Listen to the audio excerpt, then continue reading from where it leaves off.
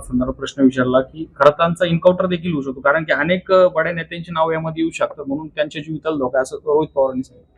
नाही, ह्या बाबतीत काय मला त्या बाबतीत बोलू शकत नाही, परंतु त्याच्यामध्ये जे दोषी असतील, जे गुन्हेगार असतील, त्यांना शिक्षा झाली पाहिजे या मताचा मी स्पष्टपणे आहे. सत्ता उलटवली होती, काँग्रेस पार्टीच्या माध्यमातून देखील ही सत्ता स्थापन झालेली आहे. तेव्हा सत्तेला प्रश्न विचारण्याची तयारी आता युवकांमध्ये होते आहे, ही खूप चांगली गोष्ट आहे. आतापर्यंत राहुलजींनी हे काम केलेलंच आहे. खरं म्हणजे राहुलजींनी जे प्रश्न विचारायला पाहिजे ते सगळे विचारलेले आहे. आता तरुण सुद्धा त्यामध्ये सहभागी होईल असं चित्र आहे. युवकांना त्याचे प्रश्न जे आहे ते विचारण्याचा एक व्यासपीठ मिळालं असं मी म्हणेन. नाही, हा तो असंतोष आपल्याला युवकांमधला दिसतो आहे त्यामध्ये. नेपाळसारखी परिस्थिती भारतात होऊ शकते. नाही, मला आपला युवक आपलं त्याचं जे खदखद आहे त्याची तिथं बाहेर पडते आहे.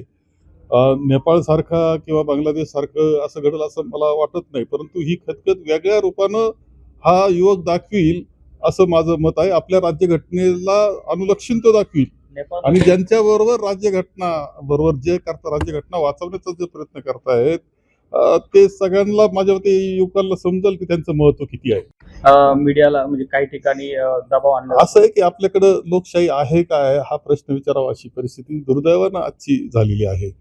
ज्युडिशरीवर दबाव आपल्याला दिसतो आहे, स्वायत्त संस्थांवर दबाव दिसतो आहे, निवडणूक आयोग राहिलेला नाही.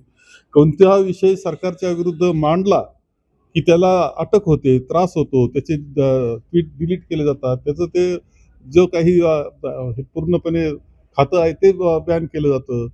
दुर्दैवानं आज आपला नंबर कितवा आहे मीडियाच्या बाबतीत? तुम्ही मीडियाचे लोक मला सांगा कितवा नंबर आहे.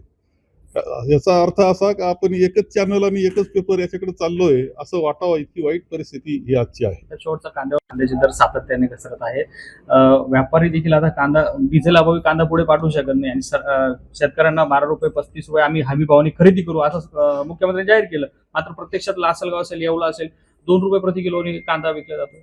त्यांनी जाहीर केलं, काय जाहीर केलं? 1235 म्हणजे 12 रुपये 35 पैसे किलो खरेदी करू. म्हणजे काय ते आज उत्पादन खर्च जर 2000 रुपयापर्यंत 20 रुपयापर्यंत किलोला जाऊन पोहोचला असताना तुम्ही 12 रुपये 35 म्हणजे राजा उदार झाला, हाती भोपळा दिला असं त्याचा अर्थ आहे, बाकी काही नाही.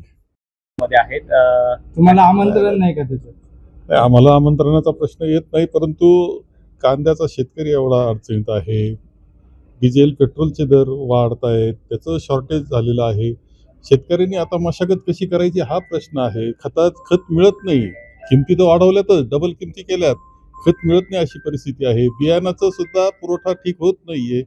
खरं म्हणजे माननीय मुख्यमंत्री महोदयांची जबाबदारी की ज्यावेळेस खरीप जवळ येतो आहे त्यावेळेस ह्या सगळ्या गोष्टीची शेतकऱ्याची काळजी घेण्याची आणि जो शेतकरी पिकविल त्याला रास्त भाव देण्याची. मला वाटतं दुर्दैवानं हे केंद्र सरकार असेल किंवा राज्य सरकार असेल यांचं बिलकुल शेतकरी किंवा सामान्य माणूस, महागाई असेल, तरुणाची बेरोजगारी असेल, या बिलकुल याकडे त्यांचं लक्ष नाही, ही वस्तुस्थिती आहे. एक कॉक्रोच एबीपी माझा, उघडा डोळे बघा नीट.